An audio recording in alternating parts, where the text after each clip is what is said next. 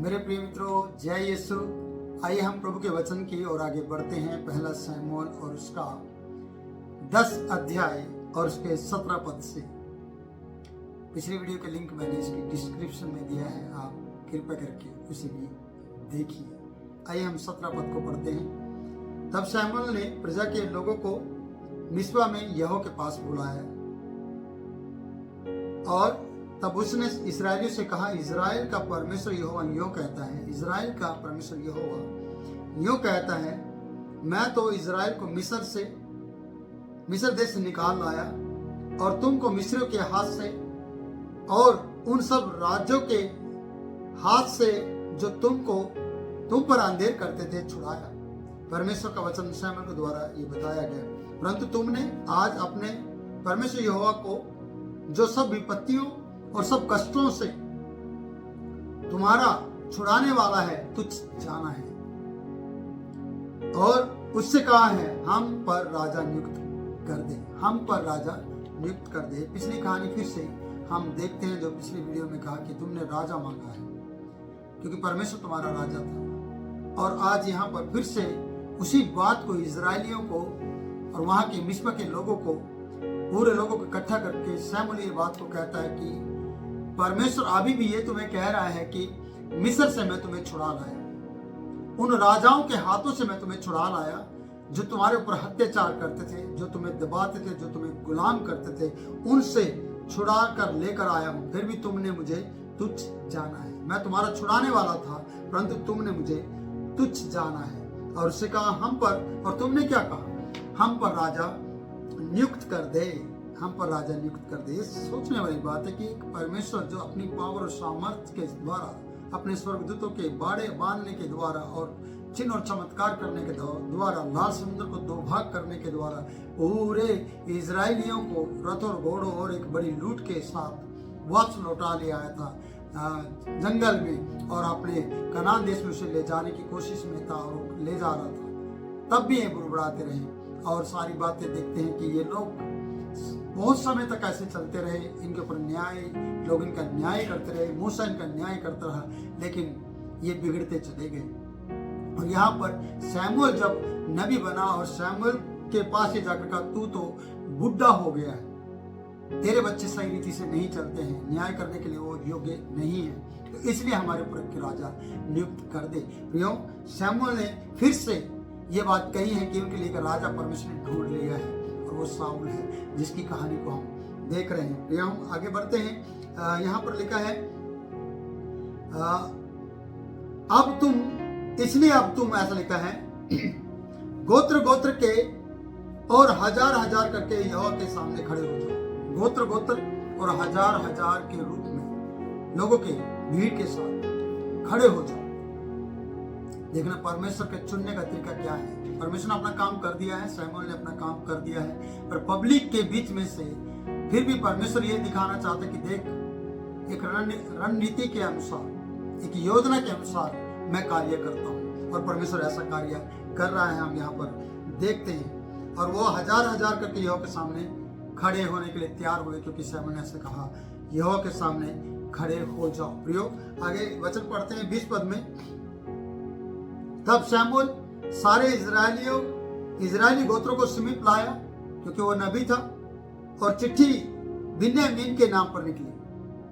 अब सोचेगा, शाऊल बिन्यामीन गोत्र का था, सबसे छोटे कुल का था, ऐसा पहले शाऊल ने ऐसा कह दिया था। और यहाँ पर देखते हैं कि शमूएल ये सारी बातें कर रहा है। तब चिट्ठी मंत्री के कुल के नाम पर निकली, और चिट्ठी कीश के पुत्र शाऊल के नाम पर निकली। गोत्र चुना गया, उसका पिता दादा चुना गया। ऐसा मैं कह सकता हूं कि चिट्ठी मंत्री के कुल के नाम पर निकली, जो उनका कुल था, मंत्री का कुल। और उसके बाद लिखा है कि चिट्ठी कीश के पुत्र, कीश जो उसका पिता का नाम था, शाऊल के नाम पर निकली। और आगे लिखा है, जब वह ढूंढा गया तब नहीं मिला। देखो, शाऊल भी छुपा हुआ था, शाऊल सामने नहीं आ रहा था, और उसे ढूंढा गया, और जब ढूंढा तब वो मिला नहीं, कहाँ है उसका पता नहीं था, वो अपने काम में लग गया था। क्योंकि उसके अवसर मिल गया था परमेश्वर के नबियों के साथ रहने का। और हम देखते हैं कि वो कहाँ है, फिर इतनी बड़ी पब्लिक के बीच में वो कैसे आएगा। तो हम यहाँ पर देखते हैं 22 पद को। तब उन्होंने फिर यहोवा से पूछा, क्या यहाँ कोई और आने वाला है? लोगों ने भी पूछा, क्या कोई और आने वाला है यहाँ पर? तो यहोवा ने कहा, सुनो, वह सामान के बीच में छिपा हुआ है। सोचिए, सब लोगों ने ढूंढ लिया, सब लोग इंतजार करके थक गए, और यहोवा ने कहा वो सामान के पीछे छिपा हुआ है। छिपने का काम कब से चल रहा है? उत्पत्ति की किताब उसके 3 अध्याय में, 2 में और 3 में जब हम पढ़ते हैं, वहां पर यही मिलता है कि परमेश्वर ने से पूछा, where are you Adam, where are you? Adam छुप गया था क्योंकि उसने पाप किया था, और अभी राजा बनाने के लिए इसका इंतजार हो रहा है और ये छुप गया। और छुपे हुए व्यक्ति को परमेश्वर अच्छी तरह से जानता है। जो अपने आप को छुपा लेते हैं, परमेश्वर उन्हें भी देखता है। परमेश्वर ऊपर से सब कुछ देखता है। और यहां पर लिखा है कि परमेश्वर ने, यहोवा ने कहा, सुनो, उस सामान के बीच में छिपा हुआ है। तब वे दौड़कर उसे वहां से लाए, और वह लोगों के बीच में खड़ा हुआ, और वह कंधे से सिर तक सब लोगों से लंबा था। कंधे से सिर तक सब लोगों से लंबा था। यहोवा की पहचान, ये यहोवा का चुनाव, यहोवा का चुनना। देखिए, सब लोगों से हटकर सब लोग उसके कंधे तक आते थे। वो सबसे ऊंचा दिखाई देता था। वो छिपा हुआ था, और परमेश्वर ने जहां वो छिपा हुआ था वहां पर उसकी पिता की गद्दियां खो गई। पिता की नजर से वो छुप गया, लोगों की नजर से वो छिपा हुआ, और परमेश्वर की नजर में वो अभी भी दिखता है। परमेश्वर उसे देख रहा है। परमेश्वर हमेशा देखता है। परमेश्वर के सामने कोई भी छुप नहीं सकता है। भजन संहिता 139 में हम जब पढ़ेंगे तो लिखेगा, परमेश्वर वचन में बताया जाता है कि मैं तेरी नजरों से छुपकर कहाँ जाऊंगा। यदि मैं आकाश में चढ़ूं तो तू वहां है, यदि मैं अंधेरे में जाऊं तो तू वहां है। तो उसे छिप नहीं सकते। और वो बाहर लाया गया, बीच में खड़ा हुआ, और कंधे से सिर तक सब लोगों से लंबा था। शमूएल ने सब लोगों से कहा, क्या तुमने यहोवा के चुने हुए को देखा कि वह सारे लोगों में उसमें से कोई भी उसके बराबर नहीं है? क्या तुम लोगों ने यहोवा के चुने हुए को देखा? प्रभु का दास ये कह रहा है लोगों से, देखो, सारे लोगों में से कोई उसके बराबर नहीं है। तब सब लोग ललकार के साथ बोल उठे, राजा चिरंजीव रहे, राजा पर आशीर्वाद बना रहे, राजा जिंदा रहे। सब लोग चिल्ला उठे, सब लोग जय जयकार करने लगे। और भजन संहिता में जब हम पढ़ते हैं, एक वचन इस प्रकार से लिखा है, मैं आपको बता देता हूँ। भजन संहिता 98 है, उस वचन को भी ले लेते हैं हम साथ। भजन संहिता 98 बोलेंगे हिंदी में। और यहाँ पर इस प्रकार से लिखा है 4 पद में, 98 भजन संहिता। हे सारी पृथ्वी के लोगों, यहोवा का जय जयकार करो, उत्साह पूर्वक जय जयकार करो। और भजन का उत्साह पूर्वक मैं कहना चाहता हूँ, उत्साह पूर्वक जय जयकार करो। इन लोगों के अंदर राजा के लिए उत्साह था, और उत्साह पूर्वक इन्होंने जय जयकार किया, और उसे कहा, राजा चिरंजीव रहे। सब लोगों से लंबा, सबसे ऊंचा, सुंदर, सूरवीर, हट्टा कट्टा, पूरे इजराइल में सबसे लंबाई में ऊंचा, और स्वर्ग में विराजमान सबसे ऊंचा परमेश्वर की नजर उस व्यक्ति पर आई जो गदहिया ढूंढने गया था। और हम देखते हैं प्रियो कि लोगों ने उसे आशीर्वाद दिया। तब शमूएल ने लोगों से राजनीति का वर्णन किया।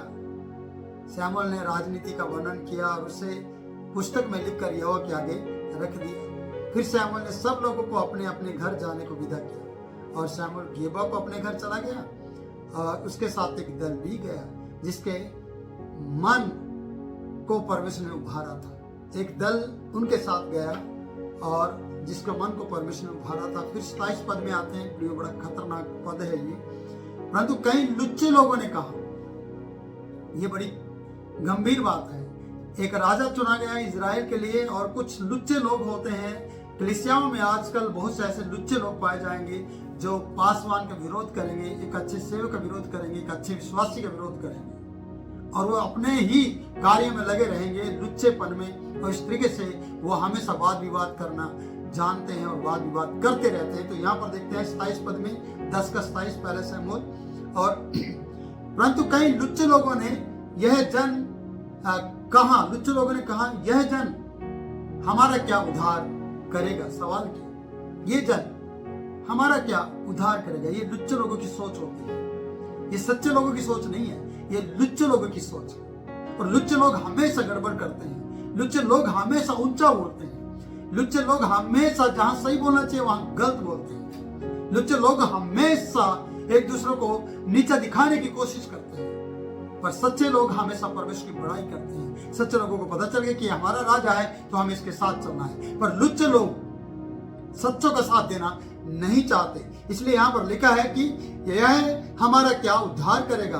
उन्होंने उसको तुच्छ जाना। लुच्चे हमेशा दूसरे को तुच्छ जानते हैं और राजा साउल को उन्होंने तुच्छ जाना और उसके पास भेंट लेकर नहीं आए।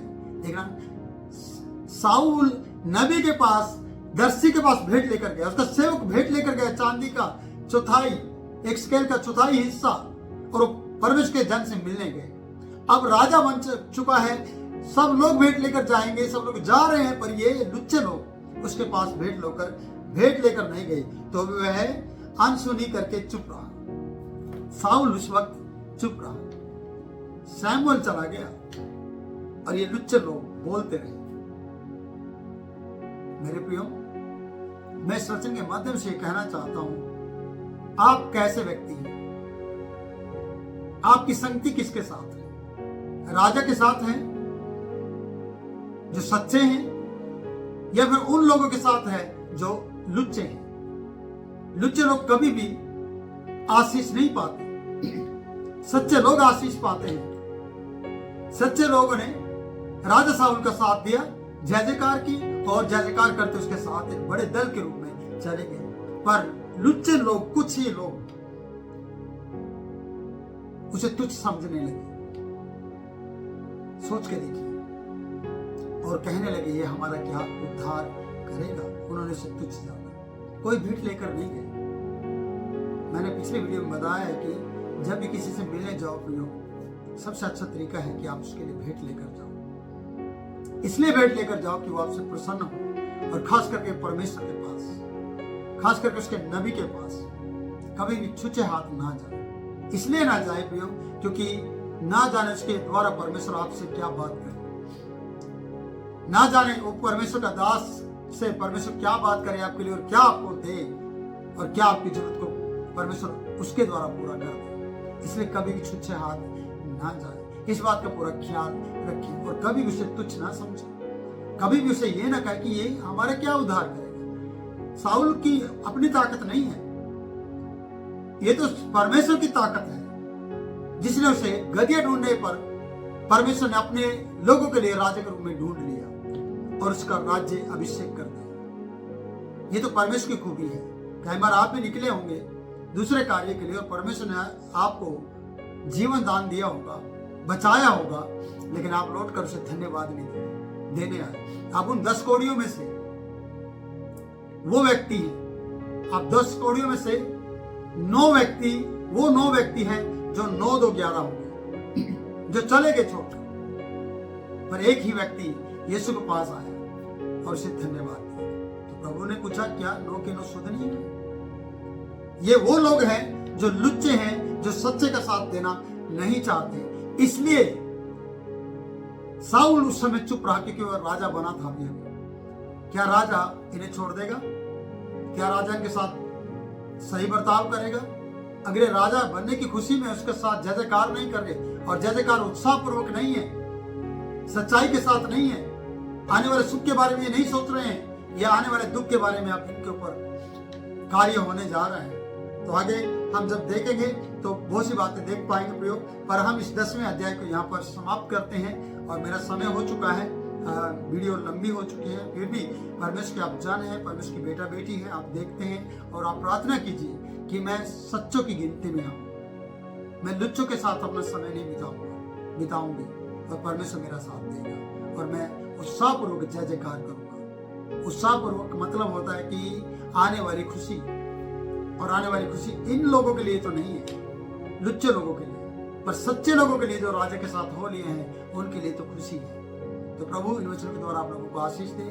फिर मिलेंगे नई वीडियो में नए वचन के साथ। तब तक के लिए जय मसीह की।